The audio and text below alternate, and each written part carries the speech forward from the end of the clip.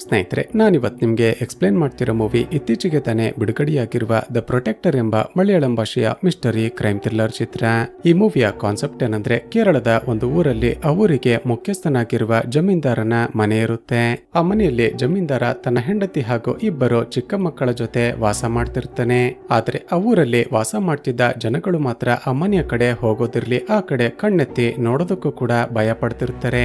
ಯಾಕಂದ್ರೆ ಜಮೀನ್ದಾರನ ಮನೆಯ ಒಳಗಡೆ ಹಲವಾರು ವರ್ಷಗಳಿಂದ ಒಂದು ದೆವ್ವ ಇದೆ, ಅದು ಹೊರಗಡೆಯಿಂದ ಹೋದವರನ್ನ ಬಲಿ ಪಡೆಯುತ್ತೆ ಅಂತ ಎಲ್ಲರೂ ಮಾತನಾಡಿಕೊಳ್ತಿರ್ತಾರೆ. ಹೀಗಿರುವಾಗ್ಲೇ ಒಂದು ರಾತ್ರಿ ಒಬ್ಬ ನಿಗೂಢ ವ್ಯಕ್ತಿ ಜಮೀನ್ದಾರನ ಫ್ಯಾಮಿಲಿ ಮೇಲೆ ಅಟ್ಯಾಕ್ ಮಾಡಿ ಅವನನ್ನ ಹಾಗೂ ಅವನ ಹೆಂಡತಿಯನ್ನ ಬ್ರೂಟಲ್ ಆಗಿ ಕೊಲೆ ಮಾಡಿಬಿಡುತ್ತಾನೆ. ಜೊತೆಗೆ ಜಮೀನ್ದಾರನ ಮಗ ನಿಗೂಢವಾಗಿ ಕಾಣೆಯಾದ್ರೆ ಅವನ ಮಗಳು ಮಾತ್ರ ಬದುಕುಳಿತಾಳೆ. ಇದಾಗಿ ಸುಮಾರು 15 ವರ್ಷಗಳ ನಂತರ ಆ ಮನೆಯಲ್ಲಿ ಮತ್ತೊಂದು ಜೋಡಿ ಕೊಲೆ ನಡೆಯುತ್ತೆ. ಸೊ ಚಿತ್ರದಲ್ಲಿ ಮುಂದೇನಾಯ್ತು, ಅಷ್ಟಕ್ಕೂ ಆ ಮನೆಯ ಒಳಗಡೆ ನಡೀತಿರುವ ಕೊಲೆಗಳ ಹಿಂದೆ ಇರುವ ಮಿಸ್ಟರಿ ಏನೋ. ಊರಿನ ಜನಗಳು ಮಾತನಾಡಿಕೊಳ್ತಿರುವ ಹಾಗೆ ಆ ಮನೆಯಲ್ಲಿರುವ ದೆವ್ವನೇ ಈ ಕೊಲೆಗಳನ್ನ ಮಾಡ್ತಿದ್ಯಾ. ಈ ಕೇಸನ್ನ ಟೇಕಪ್ ಮಾಡಿದ ಚಿತ್ರದ ಹೀರೋ ಆಗಿರುವ ಪೊಲೀಸ್ ಆಫೀಸರ್ ಸತ್ಯ ಈ ಕೊಲೆಗಳ ಕೇಸನ್ನ ಸಾಲ್ವ್ ಮಾಡನ ಇಲ್ವಾ ಅನ್ನೋದನ್ನ ಈ ವಿಡಿಯೋದಲ್ಲಿ ನೋಡ್ತಾ ಹೋಗೋಣ. ಚಿತ್ರದ ಮೊದಲ ಸೀನಲ್ಲಿ ಇಬ್ಬರು ಗಂಡ ಹೆಂಡತಿ ರಾತ್ರಿ ಹೊತ್ತು ತಮ್ಮ ಕಾರ್ನಲ್ಲಿ ಮಗಳ ಜೊತೆ ಒಂದು ಊರಿಗೆ ಹೋಗ್ತಿರ್ತಾರೆ. ಹೀಗೆ ಹೋಗ್ತಿರುವಾಗ ಆ ಊರಿಗೆ ದಾರಿ ಗೊತ್ತಾಗದೆ ಅಲ್ಲೇ ಇರುವ ಟೀ ಅಂಗಡಿಯವನ ಬಳಿ ಅಡ್ರೆಸ್ ಕೇಳಿದಾಗ ನಮಗೆ ಗೊತ್ತಾಗುತ್ತೆ ಇವರು ಹೋಗ್ತಿರೋದು ತಮ್ಮ ರಿಲೇಟಿವ್ ಆಗಿರುವ ಜಮೀನ್ದಾರ ಬೋಬನ್ ಎಂಬಾತನ ಮನೆಗೆ ಅಂತ. ಇವರು ಜಮೀನ್ದಾರ ಬೋಬನ್ ಎಂಬಾತನ ಮನೆ ಅಂತ ಅಡ್ರೆಸ್ ಕೇಳ್ತಿದ್ದ ಹಾಗೆ ಅಂಗಡಿಯವನು ತುಂಬಾನೇ ಹೆದರಿಕೊಳ್ತಾನೆ. ಸರ್, ಇಷ್ಟೊತ್ತಲ್ಲಿ ಆ ಮನೆಗೆ ಹೋಗ್ತಿದ್ದೀರಾ, ತುಂಬಾನೇ ಹುಷಾರಾಗಿರಿ ಅಂತ ಅಡ್ರೆಸ್ ಅನ್ನ ಹೇಳ್ತಾನೆ. ಇಲ್ಲಿಗೆ ಸೀನ್ ಕಟ್ಟಾಗಿ ಮರುದಿನ ಬೆಳಿಗ್ಗೆ ಇಬ್ಬರು ಗಂಡ ಹೆಂಡತಿಯ ಮಕ್ಕಳು ಬೋಬನ್ನ ಮಕ್ಕಳ ಜೊತೆ ಆಟವಾಡ್ತಿರೋದನ್ನ ನೋಡ್ತೀವಿ. ಬೋಬನ್ನ ಹೆಂಡತಿ ಮೀನಾಕ್ಷಿ ಬಳಿ ಊರಿನ ಜನಗಳು ಈ ಮನೆಯಲ್ಲಿ ದೆವ್ವ ಇದೆ ಅಂತ ಮಾತನಾಡಿಕೊಳ್ತಿದ್ದಾರಲ್ಲ, ಅದು ನಿಜನಾ ಅಂತ ವಿಚಾರಿಸ್ತಾಳೆ. ಅದಕ್ಕೆ ಮೀನಾಕ್ಷಿ ಹಾಗೇನು ಕೂಡ ಇಲ್ವಲ್ಲ, ನಾವೆಲ್ಲ ಎಷ್ಟೋ ವರ್ಷಗಳಿಂದ ಇಲ್ಲೇನೆ ವಾಸ ಮಾಡ್ತಿಲ್ವಾ ಅಂತ ಹೇಳ್ತಾಳೆ. ಈ ಕಡೆ ಇವರ ಮಗಳು ಮೀನಾಕ್ಷಿ ಮಕ್ಕಳ ಜೊತೆ ಆಟವಾಡ್ತಿದ್ಲಲ್ವಾ, ಆಕೆ ಯಾರು ಕೂಡ ಹೋಗ್ಬಾರ್ದು ಅಂತ ಲಾಕ್ ಮಾಡಿರುವ ಒಂದು ರೂಮ್ ನ ಒಳಗಡೆ ಹೊರಟು ಹೋಗ್ತಾಳೆ. ಅಲ್ಲಿರುವ ಕಾಳಿಮಾತೆಯ ವಿಗ್ರಹವನ್ನ ನೋಡ್ತಿದ್ದ ಹಾಗೇನೆ ಹೆದರಿಕೊಂಡು ಜೋರಾಗಿ ಕಿರುಚಿಕೊಂಡ ಆ ಹುಡುಗಿ ಪ್ರಜ್ಞೆ ತಪ್ಪಿ ಬಿದ್ದು ಬಿಡ್ತಾಳೆ. ಆಕೆ ಕೂಗಿಕೊಂಡ ಶಬ್ದ ಕೇಳಿ ತಕ್ಷಣವೇ ಅಲ್ಲಿಗೆ ಓಡಿ ಬಂದ ಬೋಬನ್ ಹಾಗೂ ಮೀನಾಕ್ಷಿ ಆ ಹುಡುಗಿಯನ್ನ ಆಸ್ಪತ್ರೆಗೆ ಕರೆದುಕೊಂಡು ಹೋಗ್ತಾರೆ. ಈಗ ಆ ಹುಡುಗಿಯನ್ನ ಚೆಕಪ್ ಮಾಡಿದ ನಂತರ ಏನಿಲ್ಲ ಏನನ್ನ ನೋಡಿ ತುಂಬಾನೇ ಹೆದರಿಕೊಂಡಿದ್ದಾಳೆ. ಒಂದು ದಿನ ರೆಸ್ಟ್ ಮಾಡಿದ್ರೆ ಸರಿ ಹೋಗುತ್ತೆ ಅಂತ ಡಾಕ್ಟರ್ ಹೇಳ್ತಾರೆ. ಈಗ ಊರಲ್ಲಿ ಮೊದಲೇ ಎಲ್ಲರೂ ಕೂಡ ಬೋಬನ್ನ ಮನೆಯ ಒಳಗಡೆ ದೆವ್ವ ಇದೆ ಅಂತ ಮಾತನಾಡಿಕೊಳ್ತಿದ್ರಲ್ವಾ. ಈಗ ತಮ್ಮ ಮಗಳು ಕೂಡ ಈ ರೀತಿ ಹೆದರಿಕೊಂಡಿದ್ದನ್ನ ನೋಡ್ತಿದ್ದ ಹಾಗೇನೆ ಆ ಹುಡುಗಿಯ ತಂದೆ ತಾಯಿ ತಮ್ಮ ಮಗಳನ್ನ ಕರೆದುಕೊಂಡು ಹೊರಟು ಹೋಗ್ತಾರೆ. ಹೀಗೆ ದಿನಗಳು ಕಳೆದ ಹಾಗೆ ಮೀನಾಕ್ಷಿಗೂ ಕೂಡ ತಮ್ಮ ಮನೆಯಲ್ಲಿ ಯಾವುದೋ ಅಮಾನುಷ ಶಕ್ತಿ ಇದೆ ಅಂತ ಫೀಲ್ ಆಗೋದಕ್ಕೆ ಶುರುವಾಗುತ್ತೆ. ಆದ್ರೆ ಈ ಭೂತ ಪ್ರೇತಗಳನ್ನೆಲ್ಲ ನಂಬದ ಬೋಬನ್ ಮಾತ್ರ, ಮೀನಾಕ್ಷಿ ಇದು ನಮ್ಮ ಹಿರಿಯರು ನೂರಾರು ವರ್ಷಗಳಿಂದ ಬಾಳಿ ಬದುಕಿರುವ ಮನೆ, ಊರಿನ ಜನಗಳು ಏನೇನೋ ಮಾತನಾಡಿಕೊಳ್ತಿದ್ದಾರೆ ಅಂತ ಈ ಮನೆಯನ್ನ ಖಾಲಿ ಮಾಡ್ಕೊಂಡು ಬೇರೆ ಕಡೆ ಹೋಗೋದಕ್ಕೆ ಸಾಧ್ಯ ಇಲ್ಲ ಅಂತ ಹೇಳಿಬಿಡುತ್ತಾನೆ. ಅದಕ್ಕೆ ಮೀನಾಕ್ಷಿ ಸರಿ ದೇವಸ್ಥಾನಕ್ಕೆ ಹೋಗಿ ಒಂದು ಪೂಜೆನಾದ್ರೂ ಮಾಡಿಸಿಕೊಂಡು ಬರೋಣ ಅಂತ ತನ್ನ ಗಂಡ ಹಾಗೂ ಮಕ್ಕಳನ್ನ ಕರೆದುಕೊಂಡು ಹೋಗ್ತಾಳೆ. ಹೀಗೆ ಇವರು ದೇವಸ್ಥಾನಕ್ಕೆ ಹೋದಾಗ ಅಲ್ಲಿ ಕೆಲಸ ಮಾಡ್ತಿರುವ ರಾಜೇಂದ್ರ ಎಂಬ ಒಬ್ಬ ವಿಚಿತ್ರ ಕ್ಯಾರೆಕ್ಟರ್ ನ ವ್ಯಕ್ತಿಯನ್ನ ನೋಡ್ತಾರೆ. ಆ ದೇವಸ್ಥಾನದ ಸ್ವಾಮೀಜಿ ದುಡ್ಡಿಗೆ ಆಸೆ ಪಡದೆ ಊರಿನ ಜನಗಳಿಗೆ ಸಹಾಯ ಆಗೋ ರೀತಿ ಕೆಲಸ ಮಾಡ್ತಿರ್ತಾನೆ. ಆ ಸ್ವಾಮೀಜಿ ಬೋಬನ್ ಹಾಗೂ ಮೀನಾಕ್ಷಿಯನ್ನ ನೋಡ್ತಿದ್ದ ಹಾಗೇನೆ, ನೀವೀಗ ವಾಸ ಮಾಡ್ತಿರುವ ಮನೆಯಲ್ಲಿ ನಿಮಗೆ ಅಪಾಯವಿದೆ, ನೀವು ತಕ್ಷಣವೇ ಆ ಮನೆಯನ್ನ ಖಾಲಿ ಮಾಡಿ, ಇಲ್ಲಾಂದ್ರೆ ನಿಮ್ಮ ಜೀವನದಲ್ಲಿ ತುಂಬಾನೇ ದೊಡ್ಡ ದುರ್ಘಟನೆ ನಡೆಯುತ್ತೆ ಅಂತ ವಾರ್ನ್ ಮಾಡ್ತಾನೆ. ಆದ್ರೆ ಆ ಸ್ವಾಮೀಜಿಯ ಮಾತುಗಳನ್ನ ಕೇಳಿ ಮತ್ತಷ್ಟು ಸಿಟ್ಟಾದ ಬೋಬನ್ ತಕ್ಷಣವೇ ಮೀನಾಕ್ಷಿ ಹಾಗೂ ಮಕ್ಕಳನ್ನ ಕರೆದುಕೊಂಡು ಮನೆಯ ಕಡೆ ವಾಪಸ್ ಬರ್ತಾನೆ. ಇವರು ಮನೆಯ ಬಳಿ ಹೋಗ್ತಿರುವಾಗ ಇವರ ನೇಬರ್ ಆಗಿರುವ ರಾಜನ್ ಎಂಬ ಆಯುರ್ವೇದಿಕ್ ಡಾಕ್ಟರ್ ಸಿಗ್ತಾನೆ. ಈಗ ಇವರಿಬ್ಬರ ಮಾತುಗಳಿಂದ ನಮಗೆ ಗೊತ್ತಾಗೋದೇನಂದ್ರೆ ಬೋಬನ್ ಹಾಗೂ ರಾಜನ್ ಇಬ್ಬರು ಕೂಡ ತುಂಬಾನೇ ಕ್ಲೋಸ್ ಫ್ರೆಂಡ್ಸ್ ಅಂತ. ಇಲ್ಲಿಗೆ ಸೀನ್ ಕಟ್ಟಾಗಿ ಆ ದಿನ ರಾತ್ರಿ ಬೆಳಿಗ್ಗೆ ಆ ಸ್ವಾಮೀಜಿ ಆದಷ್ಟು ಬೇಗ ಮನೆ ಖಾಲಿ ಮಾಡಿ, ಇಲ್ಲಾಂದ್ರೆ ತುಂಬಾನೇ ದೊಡ್ಡ ಅಪಾಯ ಕಾದಿದೆ ಅಂತ ಹೇಳಿದ್ರಲ್ವಾ. ಮೀನಾಕ್ಷಿ ಅದರ ಬಗ್ಗೆನೇ ಯೋಚನೆ ಮಾಡ್ತಾ ತುಂಬಾನೇ ಹೆದರಿಕೊಂಡಿರ್ತಾಳೆ. ಮೀನಾಕ್ಷಿ ಹಾಗೂ ಬೋಬನ್ ಇದರ ಬಗ್ಗೆನೆ ಡಿಸ್ಕಸ್ ಮಾಡ್ತಾ ಕೂತಿರುವಾಗ ಶಾಕಿಂಗ್ಲಿ ಒಂದು ಬೆಂಕಿಯ ಚೆಂಡು ಇವರ ರೂಮ್ ನ ಒಳಗಡೆ ಬಿದ್ದು ಬಿಡುತ್ತೆ. ಶಾಕ್ ಆದ ಮೀನಾಕ್ಷಿ ಹಾಗೂ ಬೋಬನ್ ತಕ್ಷಣವೇ ಹೊರಗಡೆ ಬರ್ತಾರೆ. ನೋಡಿದ್ರೆ ಇವರಿಬ್ಬರ ಮಕ್ಕಳು ಕಾಣಿಸ್ತಿರೋದಿಲ್ಲ. ಈಗ ಮತ್ತಷ್ಟು ಹೆದರಿಕೊಂಡ ಇಬ್ಬರು ತಮ್ಮ ಮಕ್ಕಳು ಎಲ್ಲಿ ಅಂತ ಹುಡುಕ್ತಿರುವಾಗ ಶಾಕಿಂಗ್ಲಿ ಹಿಂದಿನಿಂದ ಬಂದ ಒಂದು ವಿಚಿತ್ರವಾದ ಆಕೃತಿ ಇವರ ಮೇಲೆ ಅಟ್ಯಾಕ್ ಮಾಡಿ ಸಾಯಿಸಿ ಬಿಡುತ್ತೆ. ಇಲ್ಲಿಗೆ ಸೀನ್ ಕಟ್ಟಾಗಿ ಮರುದಿನ ಬೆಳಿಗ್ಗೆ ರಾಜನ್ ಬೋಬನ್ನ ಮಗಳು ಅಳುತ್ತಿರುವ ಶಬ್ದ ಕೇಳಿ ಒಳಗಡೆ ಬಂದು ನೋಡಿದಾಗ ಬೋಬನ್ ಹಾಗೂ ಮೀನಾಕ್ಷಿಯ ಡೆಡ್ ಬಾಡಿ ಬಿದ್ದಿರುತ್ತವೆ. ಆ ಡೆಡ್ ಬಾಡಿಗಳನ್ನ ನೋಡಿ ಒಂದೇ ಸರಿ ಶಾಕ್ ಆದ ರಾಜನ್ ತಕ್ಷಣವೇ ಪೊಲೀಸರಿಗೆ ಇನ್ಫಾರ್ಮ್ ಮಾಡ್ತಾನೆ. ತಕ್ಷಣ ಸ್ಪಾಟ್ಗೆ ಬಂದ ಪೊಲೀಸರು ಎನ್ಕ್ವೈರಿ ಮಾಡಿದಾಗ ಬೋಬನ್ ಹಾಗೂ ಮೀನಾಕ್ಷಿ ಕೊಲೆಯಾಗಿದ್ರೆ ಅವರ ಮಗ ಮಿಸ್ಸಿಂಗ್ ಆಗಿದ್ದಾನೆ. ಈಗ ಬದುಕಿ ಉಳಿದಿರೋದು ಬೋಬನ್ ಹಾಗೂ ಮೀನಾಕ್ಷಿಯ ಮಗಳು ಮಾತ್ರ ಅಂತ ಗೊತ್ತಾಗುತ್ತೆ. ಏಕೆ ಈ ಕೇಸನ್ನ ಟೇಕಪ್ ಮಾಡಿದ ಪೊಲೀಸರು ಎಷ್ಟೇ ಇನ್ವೆಸ್ಟಿಗೇಷನ್ ಮಾಡಿದ್ರು ಕೂಡ ಕೊಲೆಗಾರ ಯಾರು, ಬೋಬನ್ ಹಾಗೂ ಮೀನಾಕ್ಷಿ ಮಗ ಏನಾದ ಅಂತಾನೆ ಗೊತ್ತಾಗೋದಿಲ್ಲ. ಈ ಕಡೆ ಊರಿನ ಜನಗಳು ಮೊದಲೇ ಆ ಮನೆಯಲ್ಲಿ ದೆವ್ವ ಇದೆ ಅಂತ ಮಾತನಾಡಿಕೊಳ್ತಿದ್ರಲ್ವಾ, ಆ ದೆವ್ವನೇ ಬೋಬನ್ ಹಾಗೂ ಮೀನಾಕ್ಷಿಯನ್ನ ಕೊಲೆ ಮಾಡಿದೆ ಅಂತ ಆ ಸ್ವಾಮೀಜಿಯನ್ನ ಕರೆದುಕೊಂಡು ಬಂದು ಪೂಜೆ ಮಾಡಿಸಿ ಅಮ್ಮನಿಯನ್ನ ಲಾಕ್ ಮಾಡಿಸಿ ಬಿಡುತ್ತಾರೆ. ಹೀಗೆ ಅನಾಥೆಯಾದ ಬೋಬನ್ ಹಾಗೂ ಮೀನಾಕ್ಷಿ ಮಗಳು ಶಿಲ್ಪಾಳನ್ನ ರಾಜನ್ನೇ ದತ್ತು ಪಡೆದುಕೊಂಡು ಬೆಳೆಸೋದಕ್ಕೆ ಶುರು ಮಾಡುತ್ತಾನೆ. ಹೀಗೆ ಶಿಲ್ಪ ಬೆಳೆದು ದೊಡ್ಡವಳಾಗ್ತಾಳೆ. ಈಗಲೂ ಕೂಡ ತನ್ನ ತಂದೆ ತಾಯಿ ಹಾಗೂ ಮಿಸ್ಸಿಂಗ್ ಆಗಿರುವ ತನ್ನ ಅಣ್ಣನನ್ನ ತುಂಬಾನೇ ಮಿಸ್ ಮಾಡಿಕೊಳ್ತಿರ್ತಾಳೆ. ಪ್ರತಿದಿನ ಕಾಲೇಜ್ಗೆ ಹೋಗಿ ಬರುವಾಗ ಚಿಕ್ಕ ವಯಸ್ಸಲ್ಲಿ ತನ್ನ ತಂದೆ ತಾಯಿಯ ಕೊಲೆಯಾಗಿ ಪಾಳು ಬಿದ್ದಿರುವ ಆ ಬಂಗಲೆಯನ್ನ ನೋಡಿ ತುಂಬಾನೇ ಬೇಜಾರಾಗ್ತಿರ್ತಾಳೆ. ಸ್ನೇಹಿತರೆ, ಮೊದಲೇ ಹೇಳಿದ ಹಾಗೆ ಕಳೆದ 15 ವರ್ಷಗಳಿಂದ ಅಮ್ಮನಿಯ ಕಡೆ ಯಾರೊಬ್ಬರು ಕೂಡ ಹೋಗಿರೋದಿಲ್ಲ. ಇಲ್ಲಿಗೆ ಸೀನ್ ಕಟ್ಟಾಗಿ ನಂತರದ ಸೀನಲ್ಲಿ ಆ ಊರಿನ ಒಂದು ಕಬಡ್ಡಿ ಟೀಮ್ ಬೇರೆ ಊರಿಗೆ ಹೋಗಿ ಟೂರ್ನಮೆಂಟ್ ಗೆದ್ದು ಬಂದಿರುತ್ತೆ. ಸೊ ಟೂರ್ನಮೆಂಟ್ ಗೆದ್ದಿರುವ ಖುಷಿಯಲ್ಲಿ ಪಾರ್ಟಿ ಮಾಡ್ತಿರುವಾಗ ಆ ಟೀಮ್ ನಲ್ಲಿದ್ದ ಒಬ್ಬ ಹುಡುಗ ತಮಾಷೆ ಮಾಡೋದಕ್ಕೆ ಅಂತ ಅಲ್ಲೇ ಪಕ್ಕದಲ್ಲಿದ್ದ ಹಾವಿನ ಹುತ್ತದ ಒಳಗಡೆ ಕೈಯನ್ನ ಹಾಕಿ ಬಿಡುತ್ತಾನೆ. ಈತ ಕುಡಿದ ನಶೆಯಲ್ಲಿ ಕೈಯನ್ನೇನೋ ಹಾಕಿರ್ತಾನೆ, ಆದ್ರೆ ಒಳಗಡೆ ಇದ್ದ ಹಾವು ಇವನ ಕೈಗೆ ಕಚ್ಚಿ ಬಿಡುತ್ತೆ. ತಕ್ಷಣವೇ ಅವನ ಫ್ರೆಂಡ್ಸ್ ಗಳು ಅವನನ್ನ ಕರೆದುಕೊಂಡು ಶಿಲ್ಪಾಳ ಸಾಕು ತಂದೆಯಾಗಿರುವ ರಾಜನ್ ಬಳಿ ಹೋಗ್ತಾರೆ. ತಕ್ಷಣ ರಾಜನ್ ಹಾಗೂ ಶಿಲ್ಪ ಅವನಿಗೆ ಟ್ರೀಟ್ಮೆಂಟ್ ಮಾಡಿ ಕಾಪಾಡ್ತಾರೆ. ಎಲ್ಲರಿಗೂ ತುಂಬಾನೇ ಸಂತೋಷ ಆಗುತ್ತೆ. ಇಲ್ಲಿಗೆ ಸೀನ್ ಕಟ್ಟಾಗಿ ಮರುದಿನ ಶಿಲ್ಪ ಕಾಲೇಜ್ಗೆ ಹೋಗಿ ವಾಪಸ್ ಬರ್ತಿರುವಾಗ ಪೊಲಿಟಿಷಿಯನ್ ನ ಮಗ ಆಗಿರುವ ಅಜಯ್ ಬಂದು ಅಡ್ಡ ಆಗ್ತಾನೆ. ಅಜಯ್ ಶಿಲ್ಪಾಗೆ ತನ್ನನ್ನ ಲವ್ ಮಾಡುವಂತ ಫೋರ್ಸ್ ಮಾಡ್ತಿರ್ತಾನೆ, ಆದ್ರೆ ಶಿಲ್ಪಾಗೆ ಇವನನ್ನ ಕಂಡ್ರೆ ಒಂಚೂರು ಕೂಡ ಇಷ್ಟ ಇರೋದಿಲ್ಲ. ಏಕೆ ಅಜಯ್ ದಾರಿಯಲ್ಲಿ ಶಿಲ್ಪಾಗೆ ತೊಂದರೆ ಕೊಡ್ತಿರೋದನ್ನ ಆ ಕಬಡ್ಡಿ ಟೀಮ್ ನೋಡಿ ಬಿಡುತ್ತೆ. ಆ ಟೀಮ್ ನಲ್ಲಿದ್ದ ಸುರೇಶ್ ಎಂಬ ಹುಡುಗ ಶಿಲ್ಪಾಳನ್ನ ಇಷ್ಟಪಡ್ತಿರ್ತಾನೆ. ಈಗ ಅಜಯ್ ಶಿಲ್ಪಾಗೆ ತೊಂದರೆ ಕೊಡ್ತಿರೋದನ್ನ ನೋಡಿ ತುಂಬಾನೇ ಸಿಟ್ಟಾಗಿ ತನ್ನ ಗ್ಯಾಂಗ್ ಅನ್ನ ಕರೆದುಕೊಂಡು ಹೋಗಿ ಅಜಯ್ಗೆ ಸರಿಯಾಗಿ ಹೊಡೆದು ಓಡಿಸಿ ಬಿಡ್ತಾರೆ. ಈಗ ತನಗೆ ತೊಂದರೆ ಕೊಡ್ತಿದ್ದ ಅಜಯ್ ನಿಂದ ತನ್ನನ್ನ ಕಾಪಾಡಿದ್ದಕ್ಕೆ ಸುರೇಶ್ ಹಾಗೂ ಅವನ ಟೀಮ್ ಜೊತೆ ಶಿಲ್ಪಾ ಫ್ರೆಂಡ್ ಆಗ್ತಾಳೆ. ಇಲ್ಲಿಗೆ ಸೀನ್ ಕಟ್ಟಾಗಿ ಕೆಲವು ದಿನಗಳ ನಂತರ ಆ ಊರಿನ ಜಾತ್ರೆಗೆ ಅಂತ ಶಿಲ್ಪಾ ಹಾಗೂ ಸುರೇಶ್ ನ ಟೀಮ್ ನವರು ಸೇರಿ ಹಣವನ್ನ ಕಲೆಕ್ಟ್ ಮಾಡ್ತಿರ್ತಾರೆ. ಈಗ ತನಗೆ ಹೊಡೆದಿದ್ರು ಅಂತ ಕೋಪಗೊಂಡಿದ್ದ ಅಜಯ್ ರೌಡಿಗಳನ್ನ ಕರೆದುಕೊಂಡು ಬಂದು ಇವರ ಮೇಲೆ ಅಟ್ಯಾಕ್ ಮಾಡಿಸ್ತಾನೆ. ಈಗ ಊರಲ್ಲಿ ಗಲಾಟೆ ಆಗ್ತಿದೆ ಅಂತ ಗೊತ್ತಾಗ್ತಿದ್ದ ಹಾಗೆ ಹೊಸದಾಗಿ ಟ್ರಾನ್ಸ್ಫರ್ ಆಗಿ ಬಂದಿರುವ ಚಿತ್ರದ ಹೀರೋ ಇನ್ಸ್ಪೆಕ್ಟರ್ ಸತ್ಯ ಅಲ್ಲಿಗೆ ಬರ್ತಾನೆ. ಈಗ ಅಜಯ್ನದ್ದೇ ತಪ್ಪು ಅಂತ ಗೊತ್ತಾಗ್ತಿದ್ದ ಹಾಗೆ ಆತ ಪೊಲಿಟಿಷಿಯನ್ ನ ಮಗನಾಗಿದ್ರು ಕೂಡ ಸರಿಯಾಗಿ ಹೊಡೆದು ಅವನ ಗ್ಯಾಂಗ್ ಅನ್ನ ಓಡಿಸಿ ಬಿಡುತ್ತಾನೆ. ನಂತರ ಅಜಯ್ನನ್ನ ಎಳೆದುಕೊಂಡು ಸ್ಟೇಷನ್ಗೆ ಹೋದಾಗ ಸ್ಟೇಷನ್ ನ ಲಾಕಪ್ ನಲ್ಲಿ ಶ್ರೀಕುಟ್ಟನ್ ಎಂಬ ಒಬ್ಬ ಕಳ್ಳ ಇರೋದನ್ನ ನೋಡ್ತಾನೆ. ವಿಚಾರಿಸಿದಾಗ ಈ ಶ್ರೀಕುಟ್ಟನ್ ಹೊಟ್ಟೆಪಾಡಿಗೆ ಸಣ್ಣ ಪುಟ್ಟ ಕಳ್ಳತನ ಮಾಡುವ ಕಳ್ಳ ಅಂತ ಗೊತ್ತಾಗುತ್ತೆ. ಸ್ನೇಹಿತರೆ, ಇನ್ಸ್ಪೆಕ್ಟರ್ ಸತ್ಯನ ಬಿಹೇವಿಯರ್ ನೋಡಿದ್ರೆ ಈತ ತುಂಬಾನೇ ಹಾನೆಸ್ಟ್ ಹಾಗೂ ಸ್ಟ್ರಿಕ್ಟ್ ಪೊಲೀಸ್ ಆಫೀಸರ್ ಅಂತ ಗೊತ್ತಾಗುತ್ತೆ. ಈಗ ಸ್ಟೇಷನ್ ನಲ್ಲಿ ಯಾವ್ಯಾವ ಕೇಸ್ಗಳು ಪೆಂಡಿಂಗ್ ಇದೆ ಅಂತ ವಿಚಾರಿಸಿದಾಗ 15 ವರ್ಷಗಳ ಹಿಂದೆ ಕೊಲೆಯಾಗಿರುವ ಬೋಬನ್ ಹಾಗೂ ಮೀನಾಕ್ಷಿ ಕೇಸ್ ಇನ್ನು ಕೂಡ ಪೆಂಡಿಂಗ್ ಇದೆ ಅಂತ ಗೊತ್ತಾಗುತ್ತೆ. ತಕ್ಷಣ ಆ ಕೇಸ್ ನ ಬಗ್ಗೆ ಎಲ್ಲ ಫೈಲ್ಸ್ ಗಳನ್ನ ತರಿಸಿಕೊಂಡು ಒಂದೊಂದೇ ಚೆಕ್ ಮಾಡೋದಕ್ಕೆ ಶುರು ಮಾಡುತ್ತಾನೆ. ಇಲ್ಲಿಗೆ ಸೀನ್ ಕಟ್ಟಾಗಿ ಮರುದಿನ ಬೆಳಿಗ್ಗೆ ದೇವಸ್ಥಾನದಲ್ಲಿ ಶಿಲ್ಪ ಹಾಗೂ ಆ ಕಳ್ಳ ಶ್ರೀಕುಟ್ಟನ್ ತುಂಬಾನೇ ಕ್ಲೋಸ್ ಆಗಿ ಮಾತನಾಡ್ತಿರೋದನ್ನ ನೋಡ್ತೀವಿ. ಈ ಕಡೆ ಸತ್ಯ ಅಲ್ಲೇ ಇದ್ದ ಒಂದು ಟೀ ಅಂಗಡಿಗೆ ಹೋಗಿ ಕೊಲೆಯಾಗಿರುವ ಬೋಬನ್, ಮೀನಾಕ್ಷಿ ಹಾಗೂ ಅವರಿಬ್ಬರು ವಾಸ ಮಾಡ್ತಿದ್ದ ಆ ಮನೆಯ ಬಗ್ಗೆ ವಿಚಾರಿಸ್ತಾನೆ.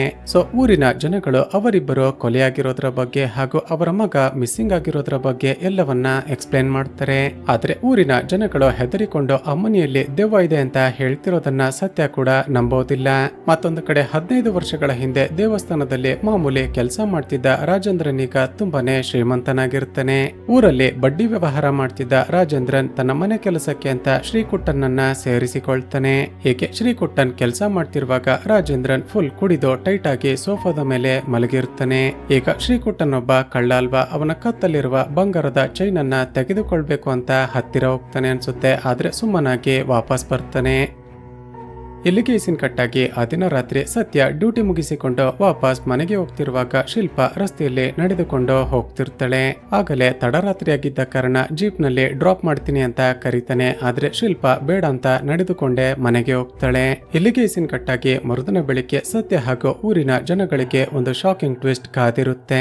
ಅದೇನಂದ್ರೆ 15 ವರ್ಷಗಳಿಂದ ಕ್ಲೋಸ್ ಆಗಿರುವ ಆ ಬೋಬನ್ನ ಮನೆಯ ಒಳಗಡೆ ದೇವಸ್ಥಾನದ ಸ್ವಾಮೀಜಿಯ ಕೊಲೆಯಾಗಿರುತ್ತೆ. ಈಗ 15 ವರ್ಷಗಳ ಹಿಂದೆ ತಾನೇ ಪೂಜೆ ಪೂಜೆ ಮಾಡಿ ಕ್ಲೋಸ್ ಮಾಡಿರುವ ಈ ಮನೆಯ ಒಳಗಡೆ ಸ್ವಾಮೀಜಿ ಹೇಗೆ ಕೊಲೆಯಾದ ಅಂತ ಎಲ್ಲರಿಗೂ ತುಂಬಾನೇ ಶಾಕ್ ಆಗುತ್ತೆ. ಈಗ ಪೊಲೀಸರು ಆ ಮನೆಯನ್ನ ಚೆಕ್ ಮಾಡ್ತಾ ಫಸ್ಟ್ ಫ್ಲೋರ್ಗೆ ಹೋಗಿ ನೋಡಿದಾಗ ಶಾಕಿಂಗ್ಲಿ ಶಿಲ್ಪಾಳ ಡೆಡ್ ಬಾಡಿ ಕೂಡ ಅಲ್ಲಿ ಬಿದ್ದಿರುತ್ತೆ. ಈಗ ಆ ಮನೆಯಲ್ಲಿ ಶಿಲ್ಪ ಕೂಡ ಕೊಲೆಯಾಗಿದ್ದಾಳೆ ಅಂತ ಗೊತ್ತಾಗ್ತಿದ್ದ ಹಾಗೆ ಊರಿನ ಜನಗಳು ಮತ್ತಷ್ಟು ಬೆಚ್ಚಿ ಬೀಳ್ತಾರೆ. ಈಗ ಶಿಲ್ಪಾಳ ಕೊಲೆಯಾಗಿದೆ ಅಂತ ಗೊತ್ತಾಗ್ತಿದ್ದ ಹಾಗೆ ಅವಳ ಸಾಕು ತಂದೆ ರಾಜನ್ ಅಲ್ಲಿಗೆ ಬಂದು ತುಂಬಾನೇ ಎಮೋಷನಲ್ ಆಗಿ ಅಳುತ್ತಾನೆ. ಈ ಕಡೆ ಸತ್ಯ ನಿನ್ನೆ ರಾತ್ರಿ ತಾನೇ ಶಿಲ್ಪಾಳನ್ನ ಮಾತನಾಡಿಸಿದ್ದೆ, ಆದ್ರೆ ಆಕೆ ಯಾಕೆ ಈ ಮನೆಗೆ ಬಂದ್ಲು ಅಂತ ತುಂಬಾನೇ ತಲೆ ಕೆಡುತ್ತೆ. ಇಲ್ಲಿಗೆ ಸೀನ್ ಕಟ್ಟಾಗಿ ಮರುದಿನ ಬೆಳಿಗ್ಗೆ ಶಿಲ್ಪಾಳನ್ನ ಸುರೇಶ್ ಎಂಬ ಒಬ್ಬ ಹುಡುಗ ಇಷ್ಟಪಡ್ತಿದ್ದ ಅಲ್ವಾ. ಆತ ಆ ಊರಿನ ವಯಸ್ಸಾಗಿರುವ ಗುರೂಜಿ ಬಳಿ ಹೋಗಿ ವಿಚಾರಿಸಿದಾಗ ಆ ಮನೆಯ ಬಗ್ಗೆ ಒಂದು ವಿಷಯ ರಿವೀಲ್ ಆಗುತ್ತೆ. ಸ್ನೇಹಿತರೆ, ನೂರಾರು ವರ್ಷಗಳ ಹಿಂದೆ ಅಂದ್ರೆ ಬೋಬನ್ನ ಮುತ್ತಾತ ಜಮೀನ್ದಾರನಾಗಿದ್ದಾಗ ಆ ಮನೆಯ ಒಳಗಡೆ ಸಾಕಷ್ಟು ನಗ ನಾಣ್ಯಗಳನ್ನ ಗಳಿಸಿ ಇಟ್ಟಿರ್ತಾನೆ. ಆ ಸಂಪತ್ತನ್ನ ಯಾರೇ ಕಳ್ಳತನ ಮಾಡ್ಬೇಕು ಅಂತ ಬಂದ್ರು ಕೂಡ ತುಂಬಾನೇ ಬ್ರೂಟಲ್ ಆಗಿ ಕೊಲೆ ಮಾಡ್ತಿರ್ತಾನೆ. ಹಾಗೂ ಆ ಸಂಪತ್ತನ್ನ ಆ ಮನೆಯಲ್ಲಿ ಯಾವ ಜಾಗದಲ್ಲಿ ಬಚ್ಚಿಟ್ಟಿದ್ದಾನೆ ಅಂತ ಯಾರಿಗೂ ಕೂಡ ಕಂಡುಹಿಡಿಯೋದಕ್ಕೇನೆ ಸಾಧ್ಯವಾಗಿರೋದಿಲ್ಲ. ಅಷ್ಟು ಮಾತ್ರವಲ್ಲದೆ ತಾನು ಸತ್ತ ನಂತರವೂ ಕೂಡ ಆತ್ಮಗೆ ವಾಪಸ್ ಬಂದು ಆ ಮನೆಯಲ್ಲಿರುವ ತನ್ನ ಸಂಪತ್ತನ್ನ ಕಾಯ್ತಿದ್ದಾನೆ ಅಂತ ಆ ಗುರೂಜಿ ಹೇಳ್ತಾರೆ. ಈ ಕಡೆ ಆ ಕೇಸನ್ನ ಇನ್ವೆಸ್ಟಿಗೇಷನ್ ಮಾಡ್ತಿದ್ದ ಸತ್ಯ ತನ್ನ ಟೀಮ್ ಅನ್ನ ಕರೆದುಕೊಂಡು ಆ ಮನೆಗೆ ಹೋಗಿ ಲಾಕ್ ಆಗಿರುವ ಆ ಸೀಕ್ರೆಟ್ ಡೋರ್ ಅನ್ನ ಓಪನ್ ಮಾಡೋದಕ್ಕೆ ಟ್ರೈ ಮಾಡ್ತಾನೆ. ಆದ್ರೆ ಇವನ ಜೊತೆ ಬಂದಿದ್ದ ಬೇರೆ ಪೊಲೀಸರು ಹೆದರಿಕೊಂಡು, ಸರ್ ದಯವಿಟ್ಟು ಆ ರೂಮ್ ಅನ್ನ ಮಾತ್ರ ಓಪನ್ ಮಾಡಬೇಡಿ. ಸುಮಾರು 15 ವರ್ಷಗಳ ಹಿಂದೆ ಯಾರು ಕೂಡ ಈ ಮನೆಗೆ ಬರಬಾರ್ದು ಅಂತ ಈ ರೀತಿ ಪೂಜೆ ಮಾಡಿದ್ರು. ನೀವು ಆ ರೂಮ್ ಅನ್ನ ಓಪನ್ ಮಾಡೋದ್ರಿಂದ ನಮಗೆ ತೊಂದರೆ ಆದ್ರೆ ಏನ್ ಮಾಡೋದು ಅಂತ ತುಂಬಾನೇ ಭಯಪಟ್ಟು ಅಲ್ಲಿಂದ ಕರೆದುಕೊಂಡು ಬರ್ತಾರೆ. ಸ್ವಲ್ಪ ಸಮಯದ ನಂತರ ಸತ್ಯ ಬಳಿ ಈ ಕೇಸ್ಗಳಲ್ಲಿ ಪೊಲೀಸರಿಗೆ ಸಹಾಯ ಮಾಡೋದಕ್ಕೆ ಅಂತ ಅಸೈನ್ ಆಗಿದ್ದ ಸೀನಿಯರ್ ಫಾರೆನ್ಸಿಕ್ ಎಕ್ಸ್ಪರ್ಟ್ ಬರ್ತಾರೆ. ರಿಪೋರ್ಟ್ ಏನು ಅಂತ ವಿಚಾರಿಸಿದಾಗ, ಸರ್ ಆ ಸ್ವಾಮೀಜಿ ಹಾಗೂ ಆ ಹುಡುಗಿ ಇಬ್ಬರನ್ನ ಕೂಡ ಬೇರೆ ಬೇರೆ ವ್ಯಕ್ತಿಗಳು ಕೊಲೆ ಮಾಡಿದ್ದಾರೆ. ಯಾಕಂದ್ರೆ ಇಬ್ಬರ ಕೊಲೆ ಪ್ಯಾಟರ್ನ್ ನಲ್ಲಿ ತುಂಬಾನೇ ಡಿಫರೆನ್ಸ್ ಇದೆ ಅಂತ ತಾನು ಕಲೆಕ್ಟ್ ಮಾಡಿರುವ ಎವಿಡೆನ್ಸ್ ಗಳನ್ನ ಸತ್ಯಗೆ ಕೊಡ್ತಾರೆ. ಈಗ ಕೊಲೆಗಾರ ಒಬ್ಬ ಅಲ್ಲ, ಬದಲಿಗೆ ಇಬ್ಬರು ಅಂತ ಗೊತ್ತಾದಾಗ ಸತ್ಯಗೆ ತುಂಬಾನೇ ಶಾಕ್ ಆಗುತ್ತೆ. ಇಲ್ಲಿಗೆ ಸೀನ್ ಕಟ್ಟಾಗಿ ಆ ದಿನ ರಾತ್ರಿ ಆ ಫಾರೆನ್ಸಿಕ್ ಎಕ್ಸ್ಪರ್ಟ್ ಡ್ಯೂಟಿ ಮುಗಿಸಿಕೊಂಡು ಮನೆಗೆ ವಾಪಸ್ ಹೋಗ್ತಿರುವಾಗ ಒಂದು ದೊಡ್ಡ ಲಾರಿ ಬಂದು ಅವನ ಕಾರ್ಗೆ ಗುದ್ದಿ ಬಿಡುತ್ತೆ. ಹೀಗೆ ಆಕ್ಸಿಡೆಂಟ್ ಆಗಿ ಆ ಫಾರೆನ್ಸಿಕ್ ಎಕ್ಸ್ಪರ್ಟ್ ಏನೋ ಬದುಕಿರ್ತಾನೆ, ಆದ್ರೆ ತುಂಬಾನೇ ಇಂಜುರಿ ಆಗಿದ್ದ ಕಾರಣ ತಕ್ಷಣ ಅವನನ್ನ ಆಸ್ಪತ್ರೆಗೆ ಅಡ್ಮಿಟ್ ಮಾಡ್ತಾರೆ. ಈಗ ವಿಷಯ ಗೊತ್ತಾಗಿ ಶಾಕ್ ಆದ ಸತ್ಯ ತಕ್ಷಣವೇ ಆಸ್ಪತ್ರೆಗೆ ಓಡಿ ಬರ್ತಾನೆ. ತನಗೆ ಈ ಕೇಸ್ ನಲ್ಲಿ ಆ ಫಾರೆನ್ಸಿಕ್ ಎಕ್ಸ್ಪರ್ಟ್ ಹೆಲ್ಪ್ ಮಾಡಬಾರ್ದು ಅಂತಾನೆ ಅವನನ್ನ ಕೊಲೆ ಮಾಡೋದಕ್ಕೆ ಯಾರೋ ಪ್ರಯತ್ನ ಪಟ್ಟಿದ್ದಾರೆ ಅಂತ ಕನ್ಫರ್ಮ್ ಆಗುತ್ತೆ. ಹೀಗೆ ಸುಮಾರು 2 ವಾರಗಳು ಕಳೆದ್ರೂ ಕೂಡ ಸತ್ಯ ಇನ್ವೆಸ್ಟಿಗೇಷನ್ ಮಾಡಿ ಕೊಲೆಗಾರನನ್ನ ಪತ್ತೆ ಮಾಡೋದಕ್ಕೇನೆ ಸಾಧ್ಯವಾಗೋದಿಲ್ಲ. ಈಗ ಇನ್ಸ್ಪೆಕ್ಟರ್ ಸತ್ಯಗೆ ಈ ಕೇಸನ್ನ ಸಾಲ್ವ್ ಮಾಡೋದಕ್ಕೆ ಸಾಧ್ಯ ಇಲ್ಲ ಅಂತ ಊರಿನ ಜನಗಳು ಹೋಗಿ ಕಮಿಷನರ್ ನನ್ನ ಮೀಟ್ ಮಾಡ್ತಾರೆ. ಈಗ ಕಮಿಷನರ್ ಈ ಕೇಸ್ಗೆ ಬೇರೊಬ್ಬ ಇನ್ವೆಸ್ಟಿಗೇಷನ್ ಆಫೀಸರ್ ನನ್ನ ಅಸೈನ್ ಮಾಡಿ ಸತ್ಯನನ್ನ ಕೇಸ್ ನಿಂದ ರಿಮೂವ್ ಮಾಡ್ತಾರೆ. ಈಗ ಹೊಸ ಆಫೀಸರ್ ಇನ್ವೆಸ್ಟಿಗೇಷನ್ ಮಾಡ್ತಾ ಹೋದಾಗ ಕೊಲೆಯಾಗಿರುವ ಆ ಸ್ವಾಮೀಜಿ ಬಗ್ಗೆ ಒಂದು ಟ್ವಿಸ್ಟ್ ರಿವೀಲ್ ಆಗುತ್ತೆ. ಅದೇನಂದ್ರೆ ಇಷ್ಟು ದಿನ ಎಲ್ಲರೂ ಅಂದುಕೊಂಡಿದ್ದ ಹಾಗೆ ಆ ಸ್ವಾಮೀಜಿ ಒಳ್ಳೆ ವ್ಯಕ್ತಿಯಾಗಿರೋದಿಲ್ಲ. ಆತ ದುಡ್ಡಿಗೆ ಆಸೆ ಪಟ್ಟು ಜನಗಳಿಗೆ ಸಹಾಯ ಮಾಡೋ ರೀತಿ ನಾಟಕ ಮಾಡ್ತಾ ಇಂಡೈರೆಕ್ಟ್ ಆಗಿ ಹಣ ಸಂಪಾದನೆ ಮಾಡ್ತಿರ್ತಾನೆ. ಮೋಸ್ಟ್ಲಿ ಬೋಬನ್ನ ಮನೆಯಲ್ಲಿದ್ದ ನಿಧಿಯನ್ನ ಪಡೆದುಕೊಳ್ಬೇಕು ಅಂತ ಹೋದಾಗ್ಲೇ ಅವನನ್ನ ಯಾರೋ ಕೊಲೆ ಮಾಡಿರ್ಬಹುದು ಅಂತ ಒಬ್ಬಳು ವಯಸ್ಸಾಗಿದ್ದ ಅಜ್ಜಿ ಹೇಳ್ತಾಳೆ. ಈಗ ಈ ಆಂಗಲ್ ನಲ್ಲಿ ಇನ್ವೆಸ್ಟಿಗೇಷನ್ ಮಾಡ್ತಾ ಹೋದಾಗ ಹೊಸ ಆಫೀಸರ್ಗೆ ಏನೋ ವಿಷಯ ಗೊತ್ತಾಗಿ ತುಂಬಾನೇ ಶಾಕ್ ಆಗಿ ಕಮಿಷನರ್ ನನ್ನ ಮೀಟ್ ಮಾಡಿ ಡಿಸ್ಕಸ್ ಮಾಡ್ತಾನೆ. ಇಲ್ಲಿಗೆ ಸೀನ್ ಕಟ್ಟಾಗಿ ಮರುದಿನ ಬೆಳಿಗ್ಗೆ ಊರಿನ ಜನಗಳಿಗೆ ಕೊಲೆಗಾರನನ್ನ ಪೊಲೀಸರು ಅರೆಸ್ಟ್ ಮಾಡಿದ್ದಾರೆ ಅಂತ ಗೊತ್ತಾಗ್ತಿದ್ದ ಹಾಗೆ ಎಲ್ಲರೂ ಓಡಿ ಬರ್ತಾರೆ. ಸ್ನೇಹಿತರೆ, ಈಗ ರಿವೀಲ್ ಆಗುವ ಶಾಕಿಂಗ್ ಟ್ವಿಸ್ಟ್ ಏನ್ ಗೊತ್ತಾ? ಪೊಲೀಸರು ಅರೆಸ್ಟ್ ಮಾಡಿರೋದು ಬೇರೆ ಯಾರನ್ನೂ ಅಲ್ಲ, ಇನ್ಸ್ಪೆಕ್ಟರ್ ಸತ್ಯನನ್ನೇ. ಸತ್ಯನೇ ಕೊಲೆಗಾರನ. ಇವನನ್ನ ಯಾಕೆ ಅರೆಸ್ಟ್ ಮಾಡಿದ್ದೀರಾ ಅಂತ ಮೀಡಿಯಾದವರು ಪ್ರಶ್ನೆ ಕೇಳ್ತಾರೆ. ಆದ್ರೆ ಪೊಲೀಸರು ಸತ್ಯನನ್ನ ಕರೆದುಕೊಂಡು ಸುಮ್ಮನೆ ಒಳಗಡೆ ಬರ್ತಾರೆ. ಸ್ನೇಹಿತರೆ, ಈಗ ರಿವೀಲ್ ಆಗುವ ಟ್ವಿಸ್ಟ್ ಏನ್ ಗೊತ್ತಾ? ಆ ಸ್ವಾಮೀಜಿ ಹಾಗೂ ಶಿಲ್ಪ ಕೊಲೆಯಾದ ದಿನ ಸತ್ಯ ಆ ಬಂಗಲೆ ಬಳಿ ಹೋಗಿದ್ದ ಅಂತ ಪೊಲೀಸರಿಗೆ ಇನ್ಫಾರ್ಮೇಶನ್ ಸಿಕ್ಕಿರುತ್ತೆ. ಈಗ ಕಮಿಷನರ್ ತುಂಬಾನೇ ಕೋಪದಲ್ಲಿ, ನಿಜ ಹೇಳು, ಅವರಿಬ್ಬರನ್ನೇ ಯಾಕೆ ಕೊಲೆ ಮಾಡಿದೆ? ನೀನೊಬ್ಬ ಹಾನೆಸ್ಟ್ ಪೊಲೀಸ್ ಆಫೀಸರ್ ಅಂತ ಈ ಕೇಸ್ಗೆ ಅಸೈನ್ ಮಾಡಿದ್ರೆ ನೀನೇ ಕೊಲೆ ಮಾಡಿದ್ಯಲ್ಲ ಅಂತ ಹೆದರಿಸಿ ವಿಚಾರಿಸ್ತಾರೆ. ಈಗ ಶಾಕ್ ಆದ ಸತ್ಯ, ಸರ್ ನನ್ನ ಮಾತನ್ನ ನಂಬಿ, ನಾನು ನಿಜವಾಗಿಯೂ ಈ ಕೊಲೆಗಳನ್ನ ಮಾಡಿಲ್ಲ. ನಾನು 15 ವರ್ಷಗಳ ಹಿಂದೆ ಆ ಮನೆಯಲ್ಲಿ ಕೊಲೆಯಾಗಿದ್ದ ಬೋಬನ್ ಹಾಗೂ ಮೀನಾಕ್ಷಿ ಕೇಸನ್ನ ಸಾಲ್ವ್ ಮಾಡೋದಕ್ಕೆ ಅಂತ ಹೋದಾಗ ಒಂದು ಇನ್ಸಿಡೆಂಟ್ ನಡೀತು ಅಂತ ಫ್ಲಾಶ್ ಬ್ಯಾಕ್ ಹೇಳೋದಕ್ಕೆ ಶುರು ಮಾಡುತ್ತಾನೆ. ಸ್ನೇಹಿತರೆ, ಊರಿನ ಜನಗಳು ಆ ಮನೆಯಲ್ಲಿ ದೆವ್ವ ಇದೆ, ಅದೇ ಬೋಬನ್ ಬೋಬನ್ ಹಾಗೂ ಮೀನಾಕ್ಷಿಯನ್ನ ಕೊಲೆ ಮಾಡಿದೆ ಅಂತ ಮಾತನಾಡಿಕೊಳ್ತಿದ್ರಲ್ವಾ. ಆದ್ರೆ ಭೂತ ಪ್ರೇತಗಳನ್ನ ನಂಬದ ಸತ್ಯ ಅಮ್ಮನಿಯ ಹಿಂದೆ ಇರುವ ಮಿಸ್ಟರಿಯನ್ನ ಸಾಲ್ವ್ ಮಾಡಬೇಕು ಅಂತ ಎಲ್ಲರೂ ಮಲಗಿದ ನಂತರ ಅಮ್ಮನೆಗೆ ಹೋಗಿರ್ತಾನೆ. ಅಲ್ಲಿದ್ದ ಒಂದಷ್ಟು ಪತ್ರಗಳನ್ನ ಚೆಕ್ ಮಾಡಿದಾಗ ಅವಯಸ್ಸಾಗಿದ್ದ ಗುರುಜಿ ಹೇಳಿದ ಹಾಗೆ ಅಮ್ಮನಿಯಲ್ಲಿ ಸಂಪತ್ತಿರೋದು ನಿಜ ಅಂತ ಕನ್ಫರ್ಮ್ ಆಗಿರುತ್ತೆ. ಯಾರೋ ಆ ನಿಧಿಯನ್ನ ಪಡೆದುಕೊಳ್ಳೋದಕ್ಕೆ ಅಂತಾನೆ ಈ ಮನೆಯಲ್ಲಿ ದೆವ್ವ ಇದೆ ಅಂತ ನಾಟಕ ಮಾಡಿ ಬೋಬನ್ ಹಾಗೂ ಅವನ ಹೆಂಡತಿ ಮೀನಾಕ್ಷಿಯನ್ನ ಕೊಲೆ ಮಾಡಿದ್ದಾರೆ ಅಂತ ಅನುಮಾನ ಶುರುವಾಗುತ್ತೆ. ನಂತರ ಮತ್ತಷ್ಟು ವಿಚಾರಿಸಿದಾಗ ಬೋಬನ್ ಹಾಗೂ ಮೀನಾಕ್ಷಿ ಮಗಳು ಶಿಲ್ಪ ಏನೋ ಬದುಕಿರ್ತಾಳೆ. ಆದ್ರೆ ತಂದೆ ತಾಯಿಯ ಕೊಲೆಯಾದ ನಂತರ ಶಿಲ್ಪಾಳ ಅಣ್ಣ ಏನಾದ ಅಂತಾನೆ ಗೊತ್ತಿರೋದಿಲ್ಲ. ಈಗ ಈ ಕೇಸಲ್ಲಿ ಊರಲ್ಲಿ ಯಾರಾದ್ರೂ ಅನುಮಾನ ಬರೋ ರೀತಿ ಇದ್ದಾರ ಅಂತ ಚೆಕ್ ಮಾಡಿದಾಗ ರಾಜೇಂದ್ರನ ಮನೆಗೆ ಹೋಗ್ತಾನೆ. ಸ್ನೇಹಿತರೆ, ರಾಜೇಂದ್ರನ್ ಬಗ್ಗೆ ವಿಚಾರಿಸಿದಾಗ ಈತ 15 ವರ್ಷಗಳ ಹಿಂದೆ ದೇವಸ್ಥಾನದಲ್ಲಿ ಕೆಲಸ ಮಾಡ್ತಿದ್ದ. ಆದ್ರೆ ಈಗ ಕೋಟ್ಯಾಧೀಶ್ವರ ಅಂತ ಗೊತ್ತಾಗಿರುತ್ತೆ. ಈಗ ರಾಜೇಂದ್ರನ ಮನೆಗೆ ಬಂದು ದಿಢೀರನೆ ಹೇಗೆ ಶ್ರೀಮಂತ ಅದೇ ಅಂತ ವಿಚಾರಿಸಿದಾಗ, ಸರ್, ಸುಮಾರು 15 ವರ್ಷಗಳ ಹಿಂದೆ ನನಗೆ 10 ಕೋಟಿ ರೂಪಾಯಿ ಲಾಟರಿ ಹೊಡೀತು. ಜೊತೆಗೆ ಊರಲ್ಲಿ ನಾನು ಬಡ್ಡಿಗೆ ಸಾಲ ಕೂಡ ಕೊಡ್ತೀನಿ. ಇದೆಲ್ಲದರಿಂದ ನಾನು ಇವತ್ತು ಕೋಟ್ಯಾಧೀಶ್ವರ ಅಂತ ನಗುತ್ತಾ ಹೇಳ್ತಾನೆ. ಈಗ ಅವನ ಮಾತುಗಳನ್ನ ಕೇಳ್ತಿದ್ದ ಹಾಗೇನೆ ಸತ್ಯಗೆ ತುಂಬಾನೇ ಕೋಪ ಬಂದು ಅವನಿಗೆ ಸರಿಯಾಗಿ ಹೊಡಿತಾನೆ.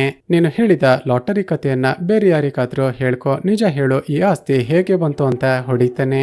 ಈಗ ಹೆದರಿಕೊಂಡ ರಾಜೇಂದ್ರ, ಸರ್, ನಿಜ ಹೇಳ್ತೀನಿ, ಇದೆಲ್ಲದಕ್ಕೂ ಆ ಸ್ವಾಮೀಜಿನೇ ಕಾರಣ ಅಂತ ಒಂದು ಫ್ಲಾಶ್ ಬ್ಯಾಕ್ ಹೇಳೋದಕ್ಕೆ ಶುರು ಮಾಡ್ತಾನೆ. ಸ್ನೇಹಿತರೆ, 15 ವರ್ಷಗಳ ಹಿಂದೆ ಆ ಸ್ವಾಮೀಜಿಯ ದೇವಸ್ಥಾನದಲ್ಲೇ ರಾಜೇಂದ್ರ ಕೆಲಸ ಮಾಡ್ತಿದ್ದ ಅಲ್ವಾ. ಆ ಸ್ವಾಮೀಜಿ ರಾಜೇಂದ್ರನನ್ನ ಯೂಸ್ ಮಾಡ್ಕೊಂಡು ಹಲವಾರು ಜನ ಅಮಾಯಕರನ್ನ ಟ್ರ್ಯಾಪ್ ಮಾಡಿ ಹಣ ಸಂಪಾದನೆ ಮಾಡ್ತಿರ್ತಾನೆ. ಅಂದ್ರೆ ನಿಮ್ಮ ಮನೆಯಲ್ಲಿ ದೆವ್ವ ಇದೆ ಅಥವಾ ನಿಮಗೆ ತೊಂದರೆ ಇದೆ ಅಂತ ಹೆದರಿಸಿ ಪೂಜೆಗಳನ್ನ ಮಾಡಿ ಸಾಕಷ್ಟು ಹಣ ವಸೂಲಿ ಮಾಡ್ತಿರ್ತಾರೆ. ಹೀಗಿರುವಾಗ್ಲೇ ಊರಿನ ಜಮೀನ್ದಾರನಾಗಿರುವ ಬೋಬನ್ನ ಮನೆಯ ಒಳಗಡೆ ಅವನ ತಾತನ ಕಾಲದ ನಿಧಿ ಇದೆ ಅಂತ ಇಬ್ಬರಿಗೂ ಗೊತ್ತಾಗಿರುತ್ತೆ.